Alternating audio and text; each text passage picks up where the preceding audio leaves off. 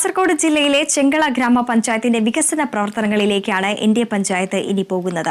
ആരോഗ്യരംഗത്ത് മികച്ച പ്രവർത്തനങ്ങൾ കാഴ്ചവെക്കുന്ന പഞ്ചായത്തിൽ വികസന പാതയിൽ അതിവേഗം മുന്നേറുകയാണ്. മാലിന്യമുക്ത പഞ്ചായത്ത് എന്ന നേട്ടം കൈവരിച്ച പഞ്ചായത്താണ്. പഞ്ചായത്തിന്റെ പ്രവർത്തനങ്ങൾ പങ്കുവയ്ക്കാൻ പ്രസിഡന്റ് ഖാദർ ഭദരിയുണ്ട്. നമസ്കാരം ശ്രീ ഖാദർ.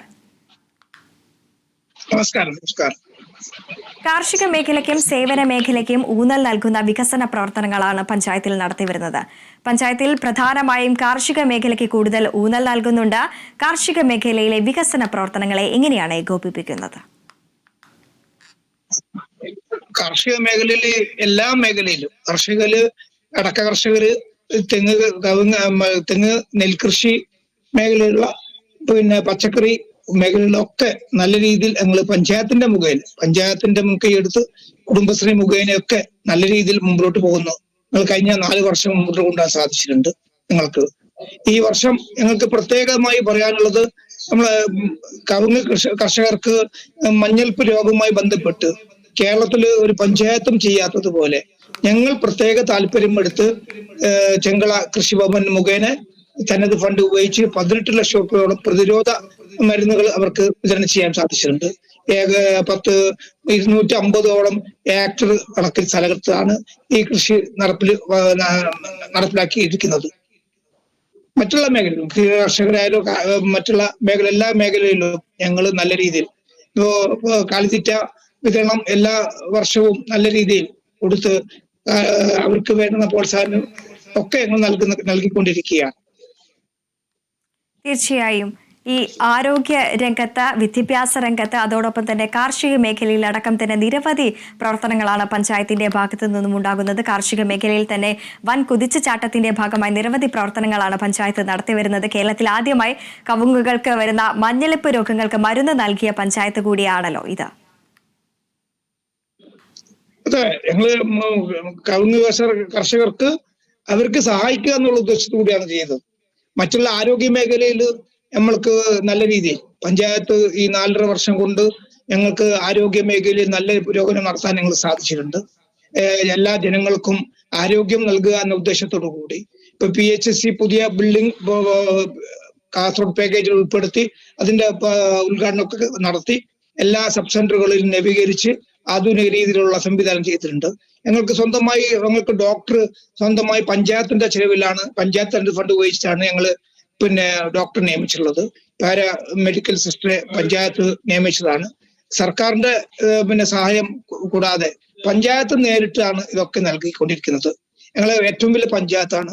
മുനിസിപ്പാലിറ്റിനേക്കാളും പോപ്പുലേഷൻ കൂടുതലുള്ള പഞ്ചായത്താണ്. 85,000 ജനങ്ങൾ ഉള്ള ഒരു പഞ്ചായത്ത് കൂടിയാണ്. ഞങ്ങളുടെ പഞ്ചായത്തിന്റെ അകത്താണ് കളക്ടറേറ്റ് ഉള്ളത്. എല്ലാ മേഖലയിലും മാലിന്യ മേഖലയിലെ എല്ലാ പ്രശ്നങ്ങൾക്കും ഞങ്ങൾക്ക് 80% ഞങ്ങൾക്ക് പൂർത്തീകരിക്കാൻ സാധിച്ചിട്ടുണ്ട്. MCFന്റെ വർക്ക് പുരോഗമിച്ചിട്ടുണ്ട്. 1 കോടി രൂപയുടെ MCFന്റെ വർക്ക് പൂർത്തീകരിക്കാൻ പോവുകയാണ്. എല്ലാ വാർഡുകളിലേക്കും മിനി MCF ഞങ്ങൾ നൽകിയിട്ടുണ്ട്. എല്ലാ മേഖലയിലും മാലിന്യമുഖമായി ബന്ധപ്പെട്ട് എല്ലാ മേഖലയിലും ഓരോ വീടിലേക്കും ഞങ്ങൾക്ക് ബയോബിന്ന് കൊടുക്കാൻ സാധിച്ചിട്ടുണ്ട്. ഞങ്ങളെ ഘടക സ്ഥാപനങ്ങളായ എല്ലാ സ്ഥാപനങ്ങൾക്കും ബയോബിന്നുകൾ ബിന്നും ബയോ റീകമ്പോസ്റ്റിംഗ് ഒക്കെ കൊടുക്കാൻ സാധിച്ചിട്ടുണ്ട്. അതുപോലെ ഞങ്ങൾക്ക് പല മേഖലയിലും മാലിന്യവുമായി ബന്ധപ്പെട്ട് നവകേരള മാലിന്യ മുക്തമായി ബന്ധപ്പെട്ട് നല്ല രീതിയിൽ ഞങ്ങൾക്ക് നടപ്പിലാക്കാൻ സാധിച്ചിട്ടുണ്ട്. പിന്നെ അതുപോലെ അത്തരത്തിലുള്ള പ്രവർത്തനങ്ങളാണ് പഞ്ചായത്തിന്റെ ഭാഗത്തു നിന്നും ഉണ്ടാകുന്നത്. അതിൽ എടുത്തു പറയേണ്ടത് കുട്ടികളുടെ ഹരിത സഭകളെല്ലാം തന്നെ സംഘടിപ്പിക്കാനായി എന്നുള്ളത് തന്നെയാണ്. അതെ, കുട്ടികൾക്ക് ഹരിതസഭ, വയോജനങ്ങൾക്കുള്ള ഹരിത സഭ, ഞങ്ങൾക്ക് ആരോഗ്യ മേഖലയിൽ ഇപ്പൊ പാലിറ്റീവ് മേഖലയിൽ ഞങ്ങൾക്ക് നല്ല രീതിയിൽ മുമ്പോട്ട് കൊണ്ടുപോകാൻ സാധിച്ചിട്ടുണ്ട്. പാലിറ്റീവിൽ ഞങ്ങൾക്ക് നല്ലൊരു ഫണ്ട്, ഇപ്പൊ കിഡ്നി രോഗികൾക്കുള്ള ഡയാലിസിന്റെ ഉപകരണം കൊടുക്കാൻ മാസം 4,000 രൂപയുടെ ഉപകരണങ്ങൾ 48 രോഗികളാണ് ഞങ്ങളുടെ പഞ്ചായത്തിന്റെ അകത്തുള്ളത്. അവർക്ക് എല്ലാ മാസവും ഞങ്ങൾക്ക് അവർക്ക് വേണ്ടുന്ന കിറ്റുകൾ 4,000 രൂപയുടെ കിറ്റുകൾ കൊടുക്കാൻ ഞങ്ങൾ സാധിച്ചിട്ടുണ്ട്. അതുപോലെ ഭിന്നശേഷി കുട്ടികളുടെ സ്കോളർഷിപ്പ് അത് പൂർണ്ണമായും നല്ല രീതിയിൽ 178ഓളം കുട്ടികളാണ് ഞങ്ങളിലുള്ളത്. അവർക്ക് പൂർണ്ണമായും സ്കോളർഷിപ്പ് നൽകാൻ സാധിച്ചിട്ടുണ്ട്. അതുപോലെ ഞങ്ങൾക്ക് നേരത്തെ പറഞ്ഞ വിദ്യാഭ്യാസ മേഖലയിൽ നല്ല രീതിയിൽ 19 സ്കൂളുകളാണ് ഉള്ളത്. അതിൽ 5 ഹൈസ്കൂളുകളും പിന്നീട് ബാക്കി 8 UP സ്കൂളുകളും ബാക്കി LP സ്കൂളുകളാണ് പഞ്ചായത്തിലുള്ളത്. പഞ്ചായത്തിന്റെ കീഴിൽ വരുന്ന എല്ലാ സ്കൂളുകളിലും ആധുനിക രീതിയിലുള്ള സംവിധാനം, വിദ്യാഭ്യാസത്തിന്റെ പുതിയ യുഗത്തിലേക്ക് മാറുന്ന സംവിധാനത്തിലേക്ക് പുതിയ ആധുനിക രീതിയിൽ നമുക്ക് മാറ്റിയെടുക്കാൻ സാധിച്ചിട്ടുണ്ട്. പിന്നെ 54 അംഗനവാടികൾ സ്വന്തമായി 54 അംഗനവാടികളുണ്ട്. 54 അംഗനവാടികൾക്കും സ്വന്തമായുള്ള ബിൽഡിംഗ് ഞങ്ങളുടെ കയ്യിലുണ്ട്. എല്ലാ അംഗനവാടികളും ഞങ്ങൾ സ്മാർട്ട് അംഗനവാടിയാക്കാൻ പോവുകയാണ്. അതുപോലെ തന്നെ വിദ്യാഭ്യാസ ഈ മേഖലയിൽ പറയുന്ന വലിയൊരു മുന്നേറ്റത്തിന് ഒരുങ്ങുകയാണ് ചെങ്കള ഗ്രാമപഞ്ചായത്ത്. അതിലെടുത്ത് പറയേണ്ടത് ബഡ് സ്കൂൾ യാഥാർത്ഥ്യത്തിലേക്കാകുന്നു എന്നുള്ളതും കൂടിയാണ്. അതെ, ബഡ്സ് സ്കൂൾ ഈ വർഷത്തോടെ ഞങ്ങൾ പുതിയ പദ്ധതിയിൽ ബഡ്സ് സ്കൂൾ കൂടി ഞങ്ങൾക്ക് ഇവിടെ തുടക്കം ആരംഭിക്കാൻ പോവുകയാണ്. ഈ പുതിയ പദ്ധതിയിൽ ഞങ്ങൾ ബഡ്സ് സ്കൂളിന്റെ പ്രവർത്തന ആരംഭത്തിൽ കടക്കാൻ പോവുകയാണ്. ബഡ്സ് ഞങ്ങൾ അതേപോലെ ആ മേഖലയിൽ എല്ലാ മേഖലയിലും പഞ്ചായത്തിന്റെ വികസന മേഖലയിൽ എല്ലാ മേഖലയിലും ഞങ്ങൾക്ക് നല്ല രീതിയിൽ ഈ 4.5 വർഷം കൊണ്ട് നടപ്പിലാക്കാൻ സാധിച്ചിട്ടുണ്ടെന്നുള്ള ആത്മവിശ്വാസത്തിലാണ് ഞങ്ങൾ എല്ലാവരും ഉള്ളത്. അതുപോലെ മറ്റുള്ള MCFന്റെ കാര്യം നേരത്തെ ഞാൻ പറഞ്ഞു. എല്ലാ വാർഡുകളിലും MCF സ്ഥാപിച്ചു കഴിഞ്ഞു. എല്ലാ വാർഡുകളിലും മിനി MCF സ്ഥാപിച്ചു കഴിഞ്ഞു.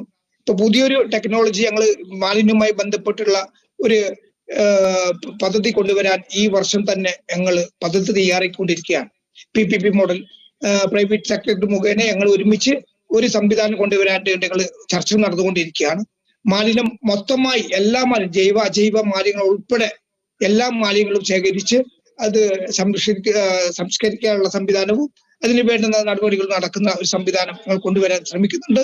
മിക്കവാറും ഈ 2-3 മാസത്തിനുള്ളിൽ അത് പൂർത്തീകരിക്കാൻ സാധിക്കുമെന്ന് ഞങ്ങൾ പ്രതീക്ഷിക്കുന്നുണ്ട്. ഞങ്ങളെ ഭരണകാലത്തിനുള്ളിൽ തന്നെ അത് നടപ്പിലാക്കാൻ സാധിക്കുന്നതാണ് ഞങ്ങൾ പ്രതീക്ഷിക്കുന്നത്. തീർച്ചയായും അത്തരത്തിലുള്ള പദ്ധതികളെല്ലാം തന്നെ യാഥാർത്ഥ്യമാകട്ടെ എന്ന് ആശംസിക്കുകയാണ്. അതോടൊപ്പം തന്നെ ഒരു പഞ്ചായത്തിൽ ഒരു കളിസ്ഥലം അത് നിർബന്ധമാക്കിക്കൊണ്ടുള്ള പ്രസ്താവനകളെല്ലാം തന്നെ ഇരിക്കാനിരിക്കെ എന്തൊക്കെയാണ് യുവാക്കൾക്കും വിദ്യാർത്ഥികൾക്കുമായിട്ടുള്ള അവരുടെ ക്ഷേമത്തിന് വേണ്ടി പഞ്ചായത്തിന്റെ ഭാഗത്ത് നിന്ന് നൽകാനാവുന്നത്?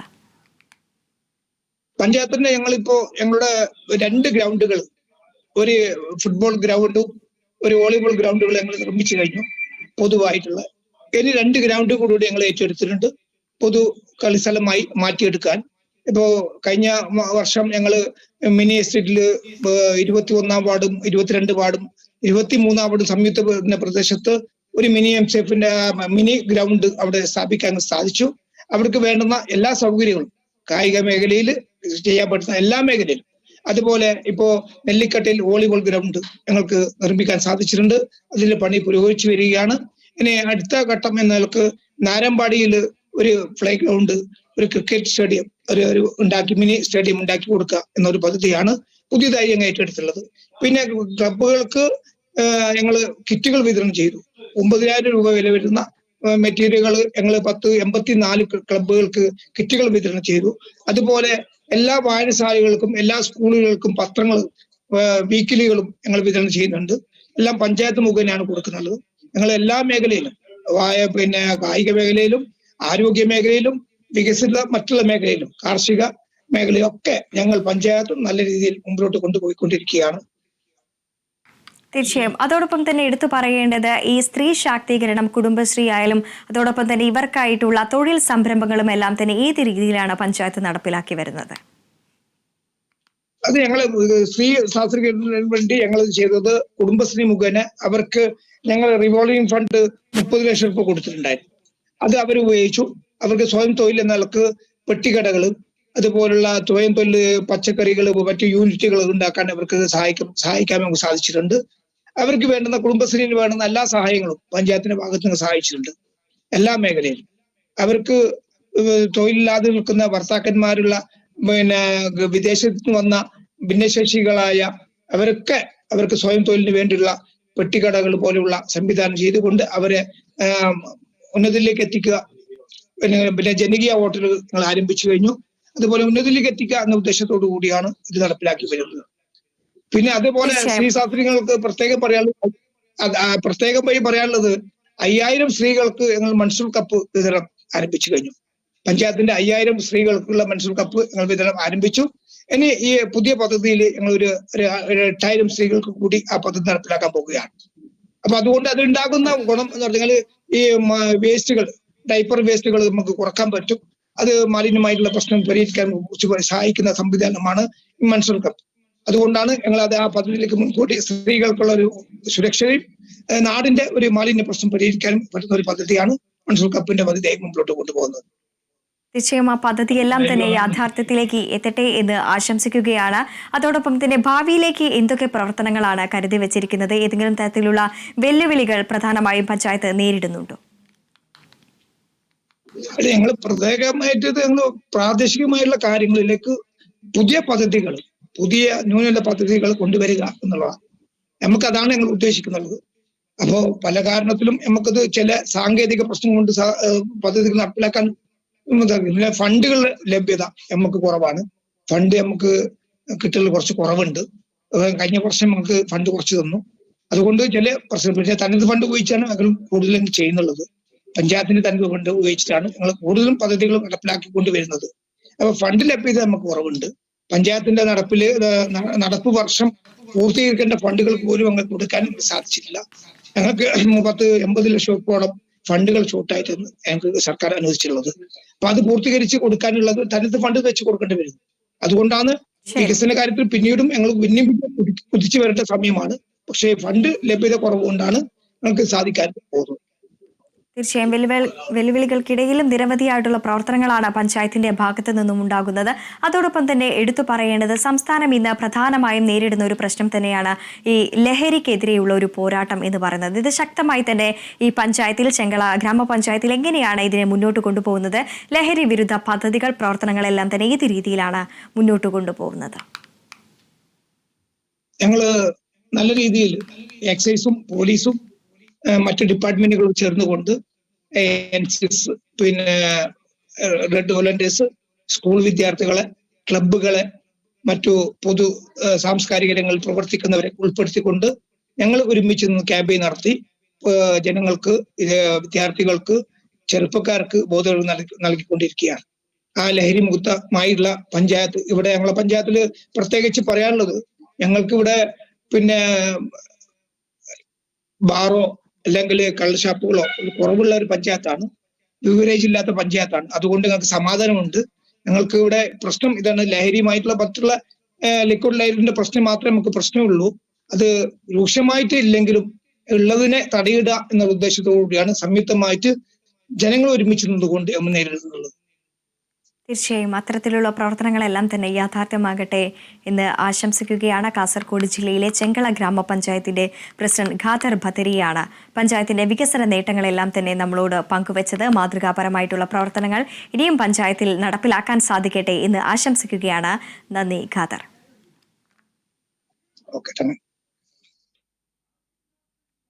എൻ്റെ പഞ്ചായത്തിന്റെ ഇന്നത്തെ എപ്പിസോഡ് ഇവിടെ പൂർണ്ണമാവുകയാണ്. കൂടുതൽ പഞ്ചായത്തിന്റെ വിശേഷങ്ങളുമായി കാണും വരെ നന്ദി, നമസ്കാരം.